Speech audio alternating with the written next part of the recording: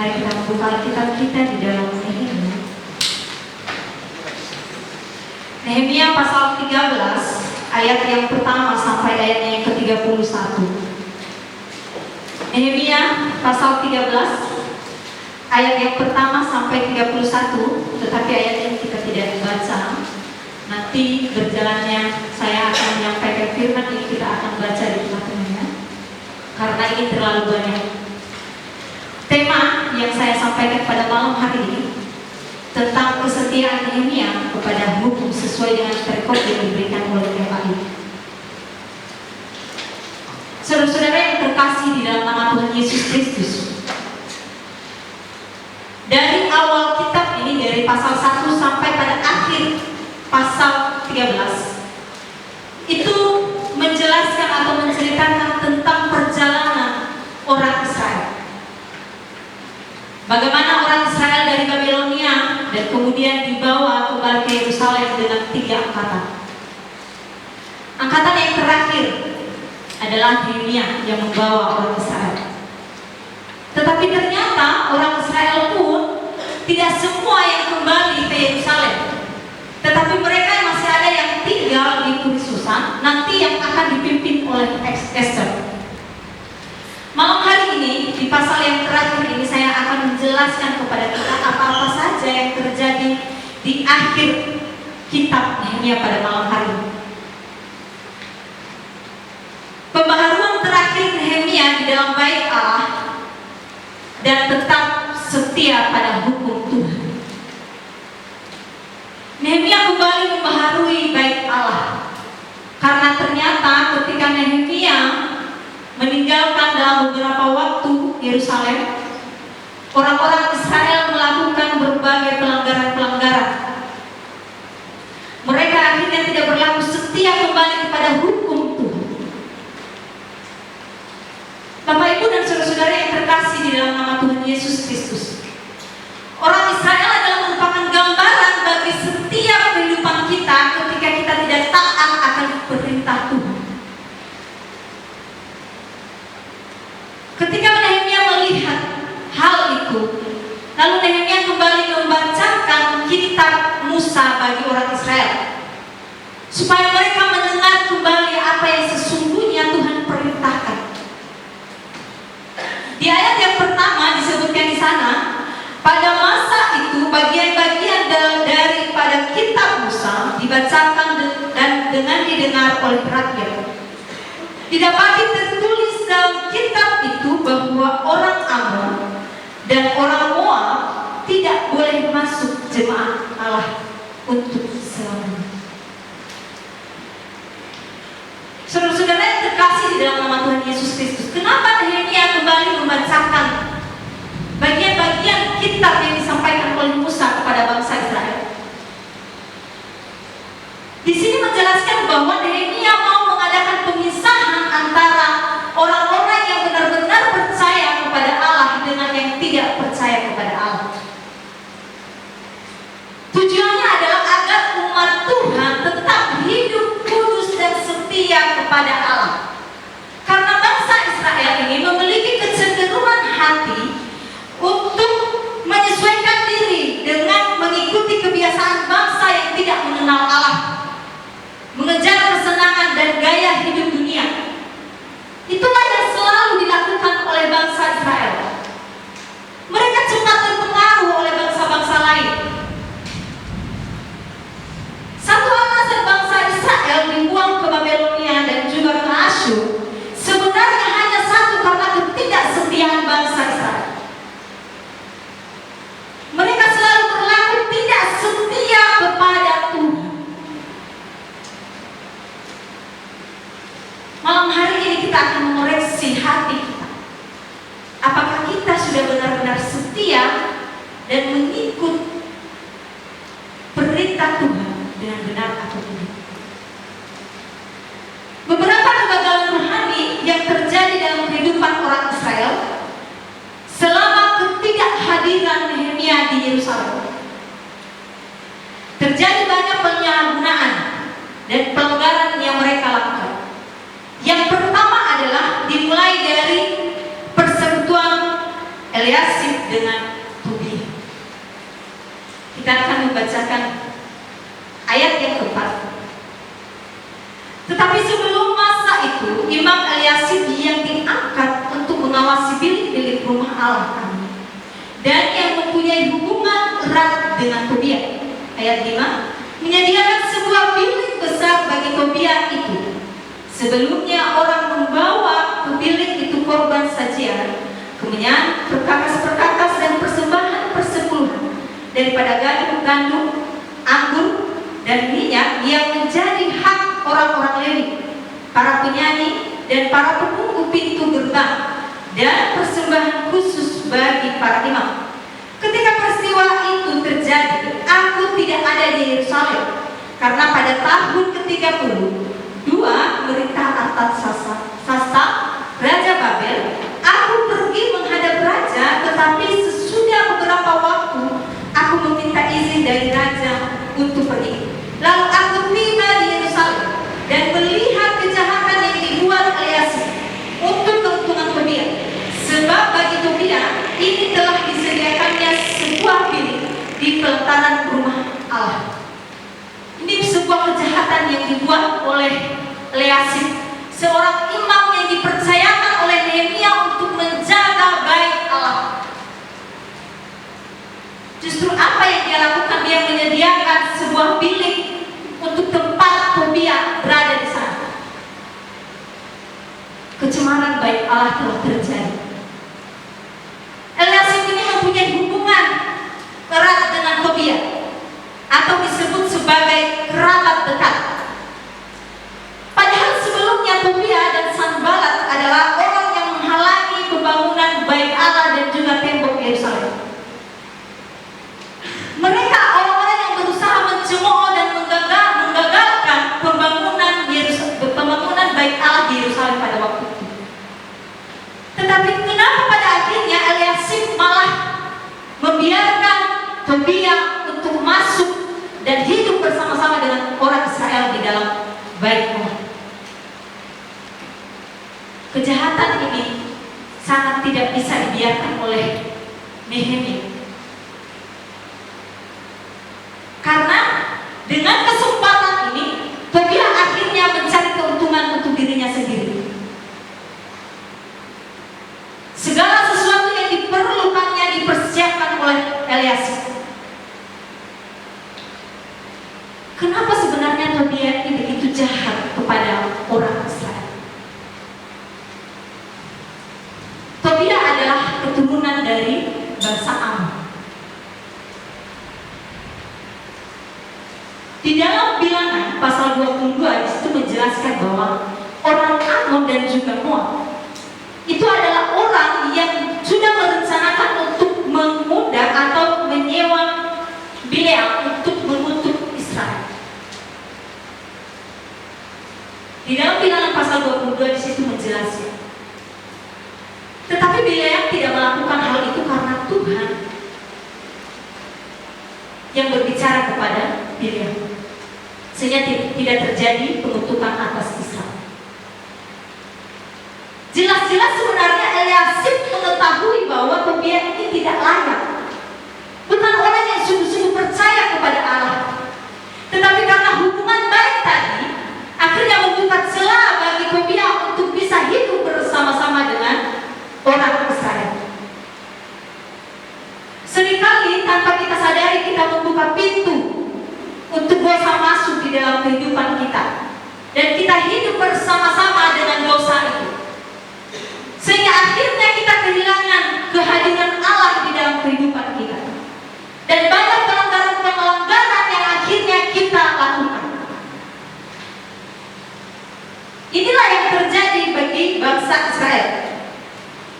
Tempat yang disediakan oleh Eliasib itu sebenarnya adalah tempat untuk menyimpan persembahan, gandum, kemenyan, alat-alat yang dipakai di dalam rumah Tuhan.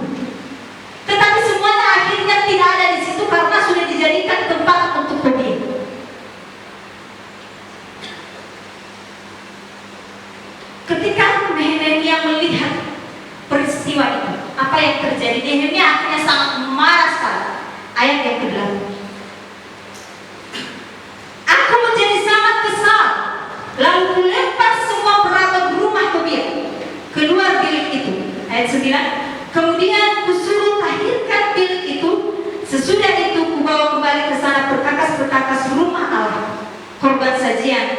dan kemudian akhirnya memuncak kemarahan Nehemia. Melihat hal itu terjadi, kenapa orang Israel tidak menjaga kekudusan bait Allah? Ketegasan Nehemia, seorang pemimpin yang memimpin bangsa yang tegar tekuh, sungguh tidak mudah. Orang Israel berkali-kali Tuhan selamatkan, berkali-kali Tuhan izinkan untuk ditawan oleh bangsa lain. Tetapi begitu saja kehidupan orang Israel tetap tidak berlaku setia kepada Tuhan. Di pasal-pasal sebelumnya, di pasal 9 di situ dikatakan bahwa ayat yang ke-28, tetapi begitu mereka mendapatkan keamanan, ini adalah orang Israel, kembali mereka berbuat jahat di hadapanmu, dan engkau menyerahkan mereka ke tangan musuh-musuh mereka yang menguasai mereka. Kembali mereka berteriak kepadamu dan engkau mendengar dari langit, lalu menolong mereka berulang kali karena kasih sayangmu. Ayat 29. Engkau memperingatkan mereka dengan maksud membuat mereka berbalik kepada hukum-Mu, tetapi mereka bertindak angkuh. Mereka tidak patuh kepada perintah-perintah-Mu, dan mereka berdosa terhadap peraturan-peraturan yang justru memberi hidup kepada orang yang melakukannya. Mereka melintangkan bahu untuk melawan, mereka bersetegang leher dan tidak mau mendengar. Tidak salah jikalau bangsa Israel disebut dengan slogannya itu bangsa yang tegar tekuh, bangsa yang bebal dan tidak pernah mengikuti aturan Tuhan. Berkali-kali Tuhan mengingatkan mereka, berkali-kali Tuhan menyerahkan mereka ke tangan bangsa lain untuk dihukum. Tetap bangsa Israel tidak kembali setia kepada Tuhan. Mereka tetap mau menyesuaikan diri dengan kebiasaan-kebiasaan bangsa yang tidak mengenal Allah. Apa pesan rohani yang kita dapatkan pada malam hari dari kisah ini? Yang pertama, seringkali bait Allah dijadikan sebagai tempat untuk melakukan kegiatan yang tidak memajukan kerajaan Allah. Ada banyak sekarang gereja-gereja yang menjadikan bait Allah tempat peribadatan, untuk tempat-tempat melakukan ibadah yang tidak sesuai dengan Alkitab ini. Malam hari ini kita harus menyadari bahwa pelataran bait Allah ini kudus di hadapan kita. Allah hadir di tempatnya. Di pelataran ini Allah itu hadir. Kita tidak boleh main-main dan tidak menguduskan bait Allah. Mungkin saat itu pada saat orang Israel. Sekarang kita tidak perlu hal itu. Di mana bait Allah yang sesungguhnya? Apakah bait Allah yang dibuat oleh tangan manusia atau yang dibuat oleh Allah sendiri? Bait Allah yang sesungguhnya adalah tubuh. Di sini Allah ada. Di sini Allah hadir. Ketika kita tidak kudus di hadapan Tuhan, maka hidup kita ini bukan Allah yang berkuasa. Oleh sebab itu Tuhan memperingatkan kita untuk menjaga kekudusan baiknya, yaitu tubuh kita sendiri. Karena Allah itu sendiri adalah kudus. Firman Tuhan berkata, saya tidak datang di dalam rumah yang dibangun oleh manusia, tetapi saya ada di dalam rumah yang saya bangun sendiri, yaitu apa? Tubuh kita. Mari kita sama-sama menjaga kekudusan bait Allah, yaitu tubuh kita. Jangan kita mencemarkan tubuh kita dengan segala kejahatan, dosa-dosa yang kita perbuat. Jagalah kekudusan bait Allah. Yang kedua, pesan Tuhan yang kedua adalah dari sikap Nehemia kita bisa melihat bahwa Nehemia sangat menjunjung tinggi kekudusan di dalam bait Allah. Kalau kita sebagai hamba Tuhan sendiri, calon-calon hamba Tuhan yang sedang dibentuk untuk menjadi pemimpin seperti Nehemia, bisakah kita berlaku tegas seperti yang dilakukan oleh Nehemia untuk menjunjung tinggi kekudusan bait Allah? Itu menjadi sebuah pelajaran bagi kita. Kita ini ke depan akan menjadi hamba-hamba Tuhan, menjadi pemimpin-pemimpin jemaat? Atau kita mulai dari diri kita sendiri sebagai pemimpin untuk tidak menjaga kekudusan bait Allah? Atau kita membawa jemaat untuk bersama-sama menjaga kekudusan bait Allah?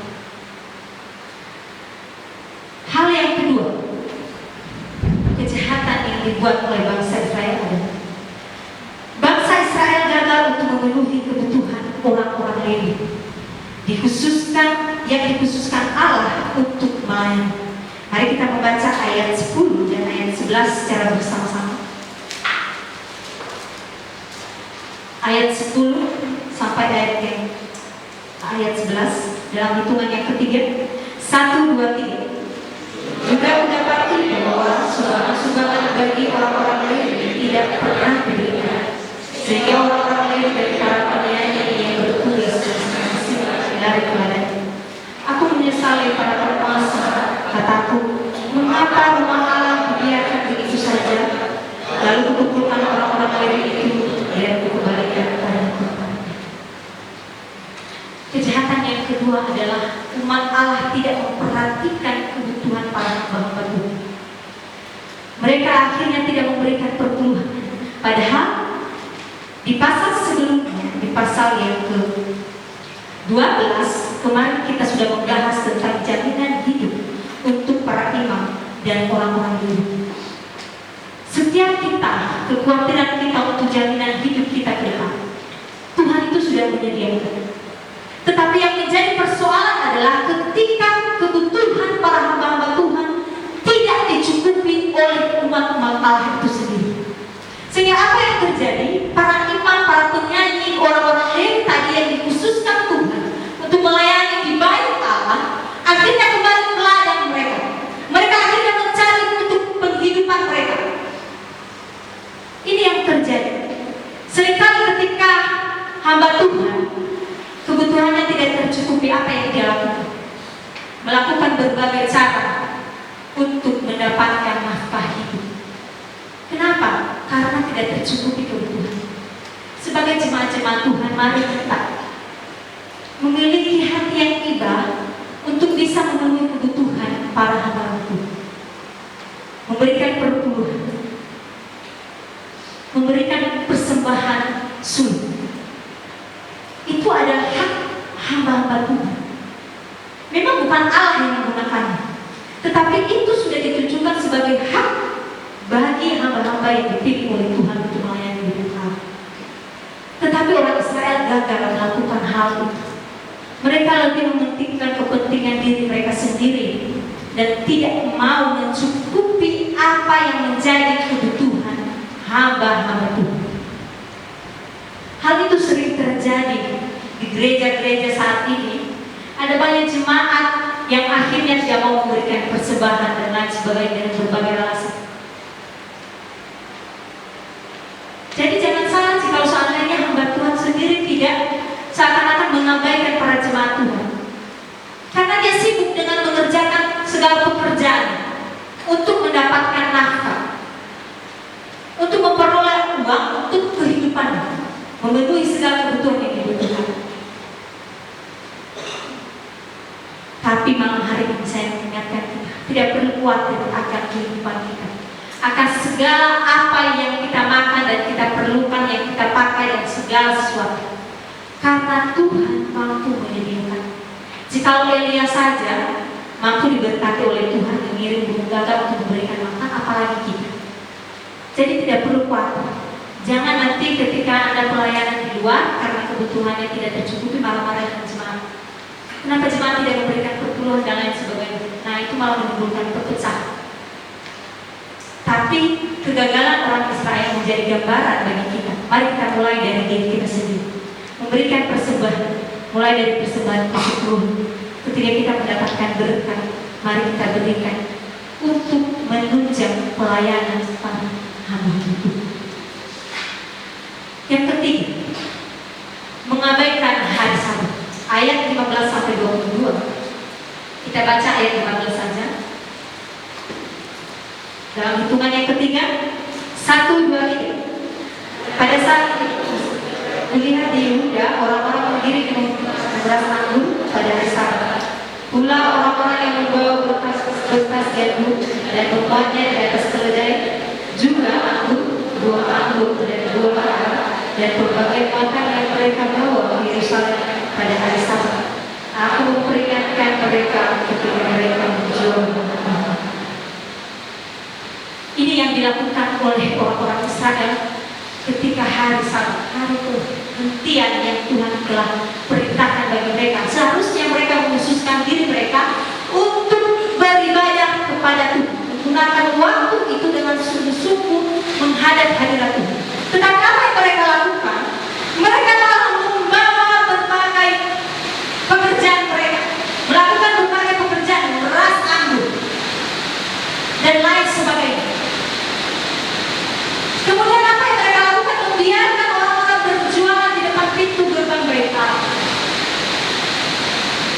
Di dalam Matius pasal 21, Yesus juga marah ketika ada orang berjualan di Bait Allah, di depan Bait Allah. Ayat 20, pasal 21, Matius pasal 21 ayat 12. Lalu Yesus masuk ke Bait Allah dan mengusir semua orang yang berjualan beli di halaman Bait Allah. Ia membalikan meja-meja penukar uang dan bangku-bangku pedagang merpati, dan berkata kepada mereka, ada tertulis, rumahku akan disebut rumah doa, tetapi kamu menjadikannya sarang penyanyi. Bait Allah dijadikan tempat perdagangan, berjual belikan. Kalau kita terus baca di ayat selanjutnya 15 sampai 22, itu yang dilakukan oleh orang Israel. Bahkan ketika pintu gerbang itu ditutup pun, penjual-penjual masih ada di depan itu. Dan Nehemia sangat marah dan kesal melihat hal itu. Kenapa Bait Allah dijadikan tempat penyamun, tempat untuk berjualan dan melakukan berbagai transaksi jual beli? Ini Bait Allah, bukan tempat sembarangan. Kesetiaan Nehemia untuk memegang teguh hukum yang diberikan oleh Allah. Dia bertindak tegas dan marah ketika melihat hal itu. Dan Yesus sendiri mengingatkan hal itu. Bait Allah adalah rumah Tuhan, rumah di mana kita bersekutu bersama-sama dengan Tuhan, menikmati hadirat Allah, tetapi malah dijadikan tempat yang tidak, seakan-akan tidak berguna lagi.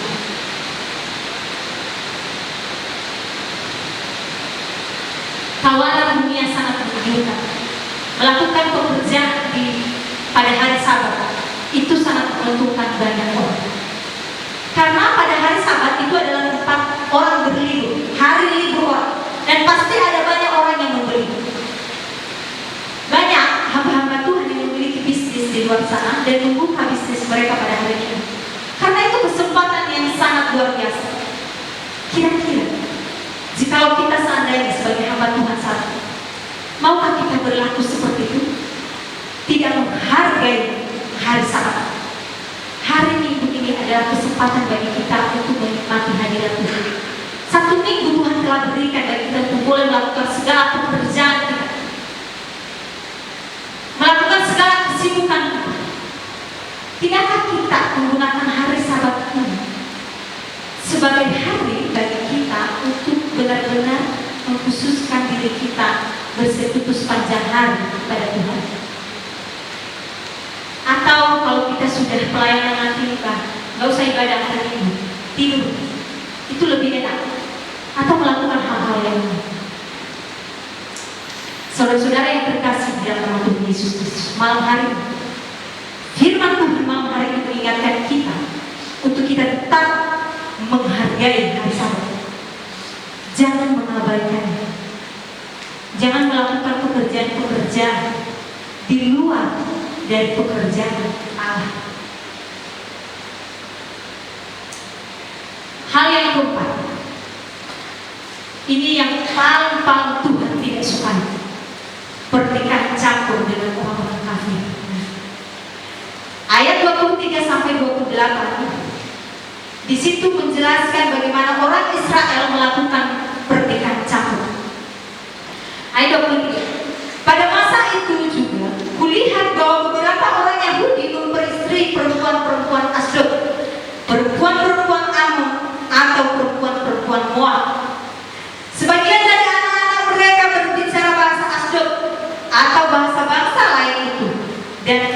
mengaku berbicara bahasa Yunani. Wah, sangat miris sekali. Mereka akhirnya memperistri perempuan-perempuan Asdod, perempuan-perempuan Moab yang tidak mengenal Allah. Ini berbicara dengan kemerosotan iman orang Israel pada akhirnya.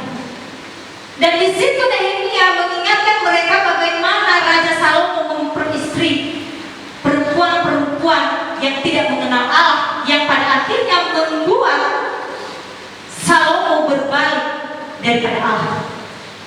Yang akhirnya Salomo pada masa tuanya meninggalkan Tuhan, padahal dia adalah raja yang diangkat oleh Allah. Tapi karena pengaruh dari perempuan-perempuan yang tidak mengenal Allah, dia terlalu banyak memiliki istri, akhirnya membuat Salomo meninggalkan Allah. Malam hari ini mengingatkan kita untuk memperistri orang yang benar-benar percaya kepada Yesus Kristus. Jangan berpikir laki-laki secara khusus dan juga perempuan secara umum. Jangan karena cinta pada akhirnya kita harus menikah dengan orang yang tidak mengenal Allah, terus berkata begini, tidak apa-apa saya menikah dengan dia, nanti saya akan injili dia supaya menjadi orang Kristen. Apakah itu merupakan sebuah jaminan? Belum tentu. Jadi oleh sebab itu carilah orang yang benar-benar percaya kepada Tuhan, yang sudah menerima Yesus Kristus sebagai juru selamat. Jikalau tidak, maka kita akan seperti orang Israel yang akhirnya meninggalkan Allah. Karena tidak merupakan sebuah jaminan, kita berkata begini, nanti saya akan uji. Itu bukan sebuah jaminan. Tapi sekarang mari berdoa di hadapan Tuhan. Bagi kalian yang saat ini sedang gencar-gencar ingin mencari jodoh, silakan berdoa baik-baik di hadapan Tuhan. Nehemia sangat sedih melihat bangsanya pada akhirnya melakukan perlakuan yang tidak benar di hadapan Tuhan. Saudara-saudara, cinta itu mungkin memang rasanya enak ya di awal, tapi di akhir baru menangis di kamar. Ya, hati-hati. Jangan sampai kita disesatkan karena cinta. Tetapi lebih baik kita benar-benar cinta kepada Tuhan, dan Tuhan akan memberikan kita orang yang terbaik. Ya.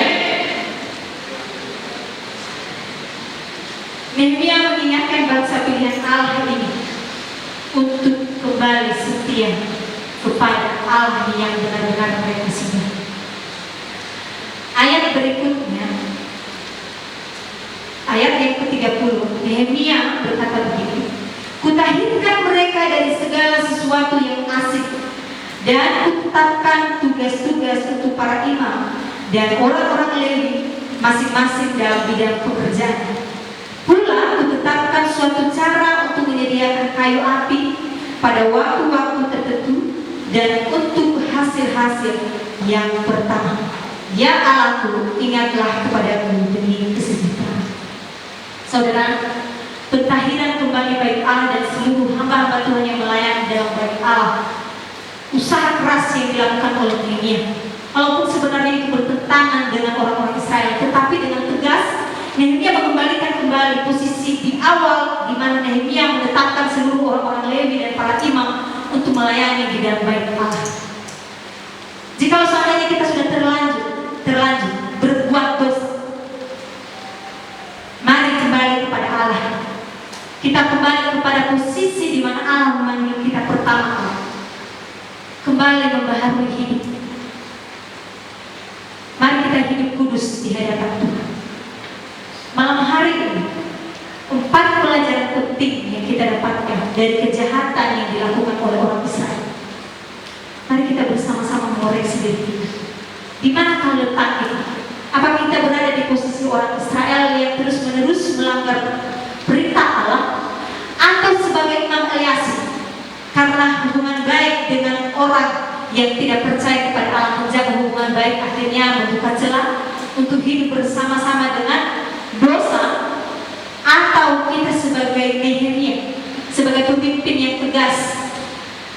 yang benar-benar memegang teguh integritasnya dan tidak sekali-sekali memberikan peluang terhadap dosa. Mari kita belajar bersama-sama di manakah posisi kita. Semua penilaian itu adalah kembali kepada diri kita sendiri. Mari kita belajar dari kepemimpinan Nehemia. Nehemia adalah pemimpin yang sangat baik dan tegas. Dia benar-benar menaati hukum Allah. Sebagai calon-calon pemimpin, orang-orang yang dipakai Tuhan dengan luar biasa nanti. Mari kita belajar dari kepemimpinan Nehemia. Kita jadikan teladan dalam kehidupan kita ketika kita mau jadi pemimpin. Jangan sekali-sekali kompromi dengan dosa. Karena sekali kompromi dengan dosa, kalau tidak kita segera sadar, maka dosa itu akan mengikat kita dan akan sulit buat kita untuk keluar dari hal itu.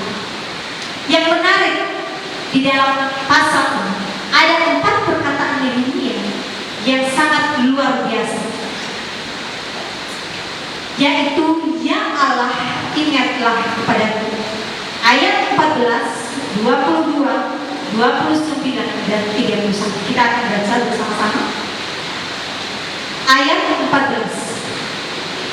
1, 2, 3. Ya Allahku, ingatlah kepadaku karena hal itu, dan janganlah hapuskan segala perbuatan bakti yang telah kulakukan terhadap rumah Allahku dan segala pelayanan di dalam. Ayat 22. 1, 2, 3.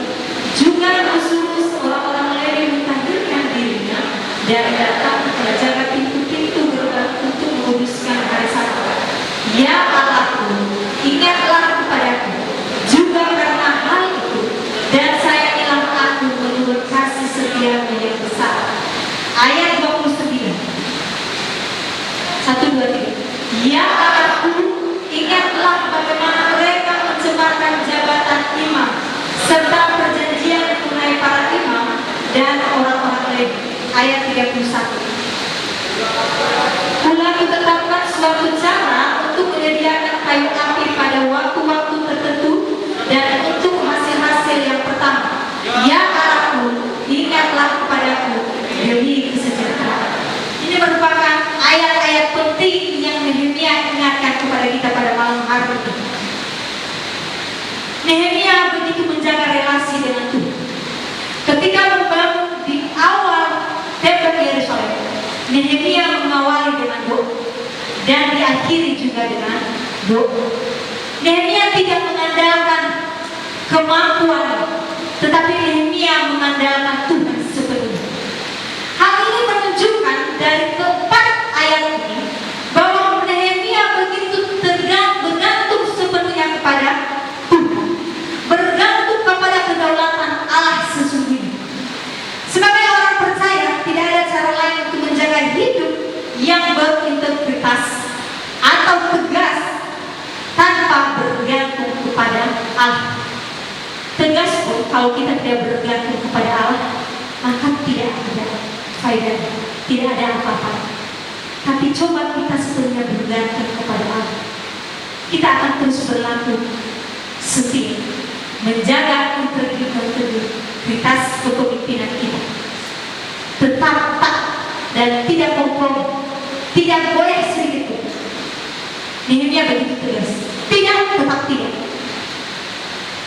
Ya, kalau Nehemia melarang, tetap tidak, tetap tidak. Ini ketegasan seorang pemimpin. Kadang-kala ada pemimpin hari ini A, besok B, kemudian lagi nanti C, berubah-berubah, tidak pernah tetap konsisten, tidak konsisten.